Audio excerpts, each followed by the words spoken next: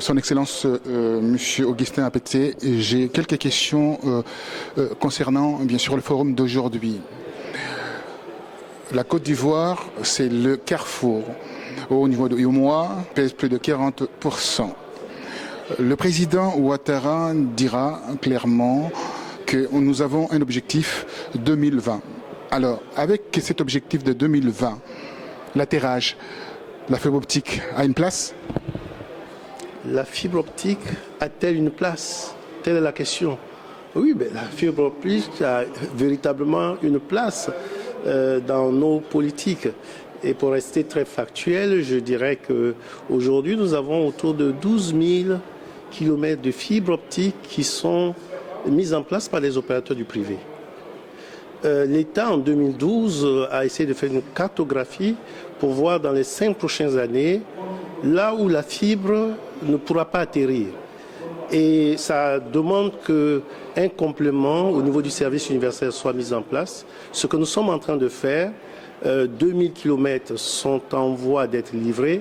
Les 5 autres 1000 km, les entreprises ont été sélectionnées, les travaux commencent et en 2020, oui, tous les départements de Côte d'Ivoire seront reliés par un réseau backbone de fibre optique.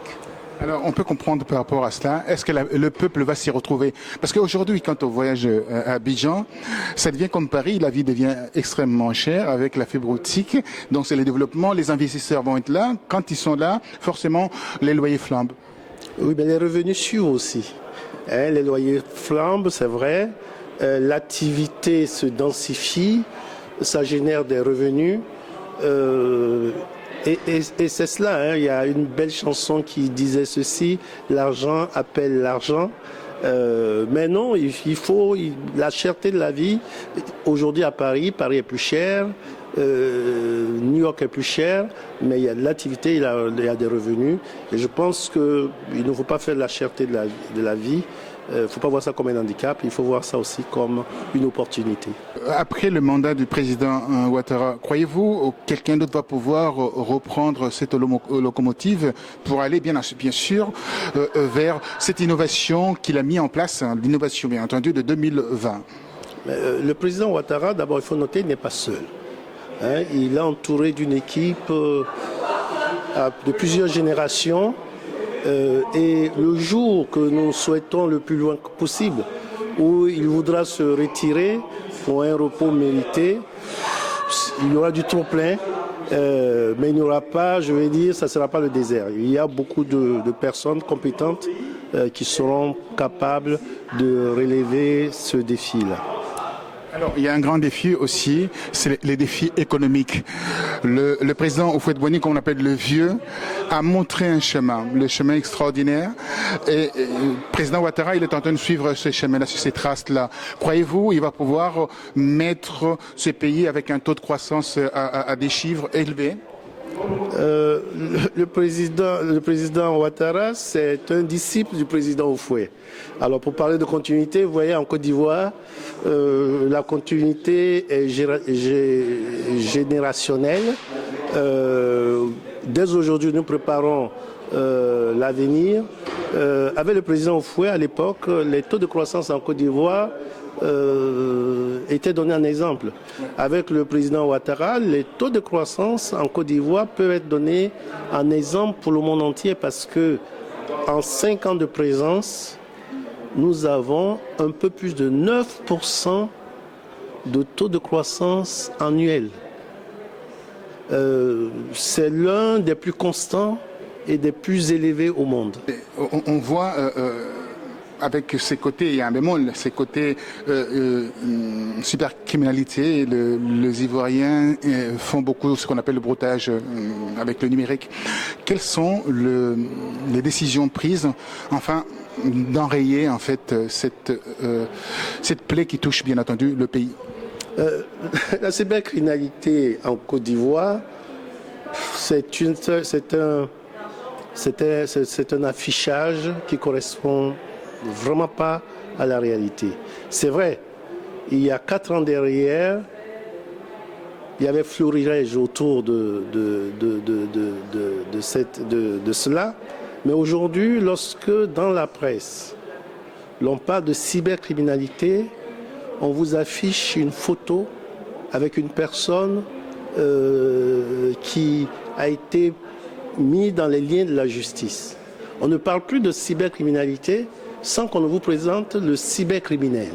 Ça veut dire quoi? Ça veut dire qu'entre-temps, un important travail a été fait, qui a commencé dès 2012 par l'identification de tous ceux qui utilisent des terminaux de communication pour accéder aux ressources du net, que ce soit l'Internet, que ce soit le mobile à travers le smartphone. Cela a été fait. Ensuite, nous avons créé une autorité en charge de la sécurité des réseaux et des systèmes d'information, qui est du reste la même autorité qui est en charge de la protection des données à caractère personnel en Côte d'Ivoire. Nous avons par ailleurs mis en place un process pour gérer tout ce que nous appelons les transactions électroniques, la certification des signatures. Donc l'arsenal qui existe aujourd'hui ne laisse pas beaucoup d'espace aux cybercriminels. Et pour tout vous dire, en réalité, ce que nous appelons aujourd'hui la cybercriminalité en Côte d'Ivoire, c'est de l'escroquerie à l'adresse de personnes, disons-le, qui ont une trop grande confiance, pour ne pas dire une naïveté.